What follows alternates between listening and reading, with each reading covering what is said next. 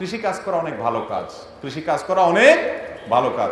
আল্লাহর জমিনে কয়েকটা শ্রেষ্ঠ পেশা যদি থাকে তার ভিতরে একটা হলো কৃষিকাজ। আমাদের নবী করিম সাল্লাল্লাহু আলাইহি ওয়াসাল্লাম স্বয়ং কৃষিকাজে অংশগ্রহণ করেছেন, খেজুর গাছ লাগিয়েছেন, বহু নবী রাসূলগণ কৃষিকাজ করেছেন।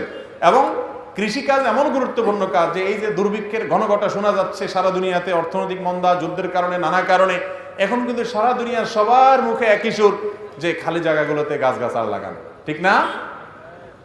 তো ভাবসাব আসে সুখের দিনে, যখন বিপদে পড়ি আমরা তখন সবাই জায়গায় আসি।